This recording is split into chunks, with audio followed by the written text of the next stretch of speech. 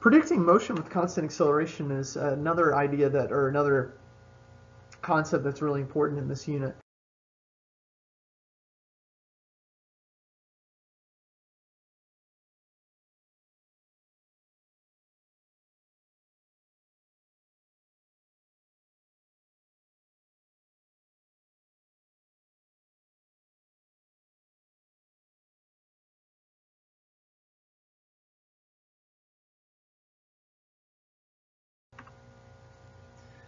Okay, so these are the three constant acceleration equations. This is in IB notation.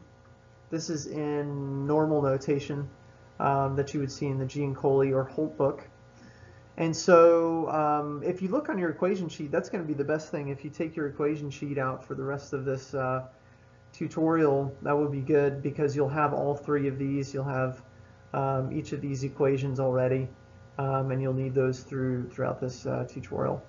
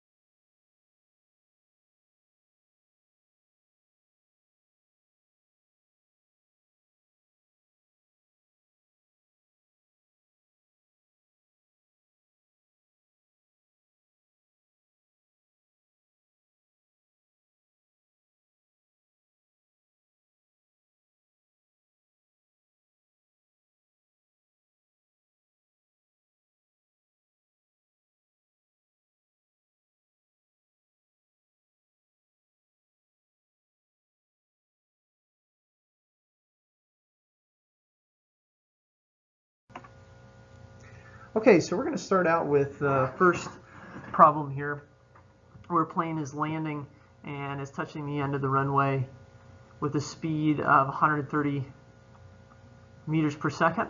And so now what we're going to do pretty much for all of these is set things up left to right. And so even though this says speed, we're going to go ahead and define the direction. So the initial velocity is positive 130 meters per second. And we have a 1 kilometer long runway, but we have to leave 1/4 of the runway as a safety margin. So we can mark that out. We have 750 meters as our displacement that we have to use. And we're not given this value, but it says that they're going to come to a stop. So V final we know is going to be 0 as it comes to a stop. And what we want to know is, what does the acceleration need to be? So as you consider this, and you're going to do this through all the problems, is you just start with the first equation and see if it works, gives what you need, and then go from there. So the first equation listed, V final equals V initial plus acceleration times time. We do know the final velocity. We do know the initial velocity. We're looking for the acceleration, but we don't know anything about time. So we have two unknowns. We can't use that. So let's go to the next one. Delta x equals V initial times time plus 1/2 AT squared. We know the displacement is 750, so we have that. We know the initial velocity.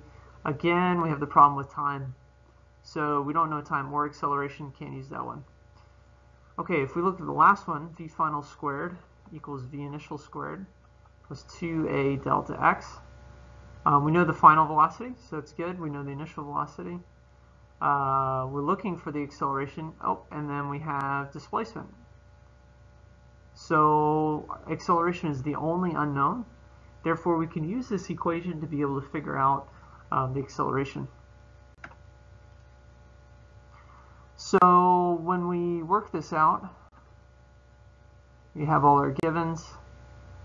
And we place all our numbers in here, the final velocity being 0, the initial velocity is 130. And we can square that, and once we square that, we can bring that to the other side.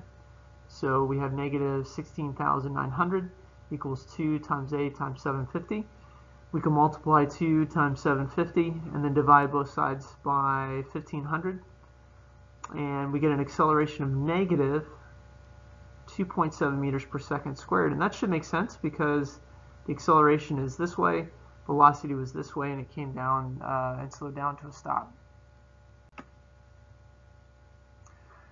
Okay, now for this one, we're driving through town, and I'm going to have you try this one and work it out. We're driving through town at an initial velocity of positive 12 meters per second.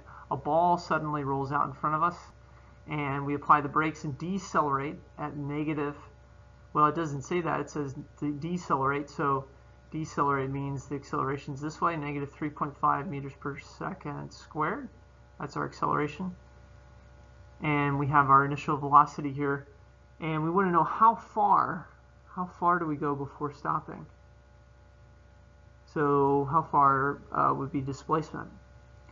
So what I want you to do is try this one. Go through the first equation first and then work your way down and see if you can figure out what equation to use and then figure out how far.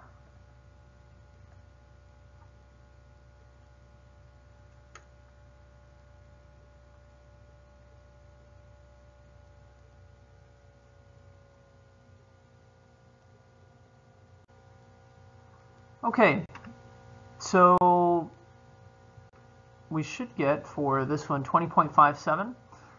We know the final velocity, we know the initial velocity, final velocity, initial velocity, and we know the acceleration. So the only unknown, therefore, was delta x. And so when we solve for that, we should get 20.57. Now what we want to do is we want to figure out what is your speed when you've only gone halfway. So half of the 20.57. So we can divide that in half. So we want to find out what is the speed when we've gone 10.29 meters. So go ahead and pause the clip here and see if you can solve for what the speed will be. And really, we've already defined direction, so we want to find VF right here, what the velocity is halfway. And this is, the acceleration is the same right here. The initial velocity is the same.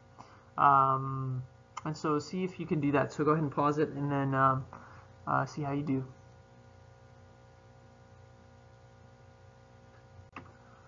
Okay, so we should get 8.48 meters per second as the speed at which, well, really velocity at which we would be halfway. So it's actually not 6, which you may have thought it might be, because this is, if you notice, we have squared values here. It's not going to be a linear relationship, so we have to actually work that out with the equation. Now what we want to find out is how much time does it take to stop. And so for this one, this is back to the original situation where we come all the way to a stop. So V final again is 0. V initial was 10, or 12 rather. Our acceleration is negative 3.5 meters per second squared, and we want to find time. So go ahead and pause the clip again and see if you can solve for time. Okay, so for this one, we have everything except for time. And this is a possible equation to use to solve for time, probably the easiest one. If you looked at the other one, times in two places, you'd actually need the quadratic equation. Okay, and then if we were to actually draw the graphs for these, what we would have in the first one for position, remember, if anything's accelerating, we have the position over time is going to be a curved path. And so in this case, we're covering more distance over this period of time. This is 1 second, 2 seconds, 3 seconds, and so on. So after the first second, we went all the way from the origin to pretty far. And then after the next second, haven't covered a little bit less distance, and then the third even less distance. That's because we're slowing down. So if our initial velocity is 12, we could start here at 12, and then what's going to happen? That velocity is going to go all the way down to 0 after that time period, right? And we know the acceleration is negative 3.5, so we come here, negative 3.5 meters per second squared, and we're good to go.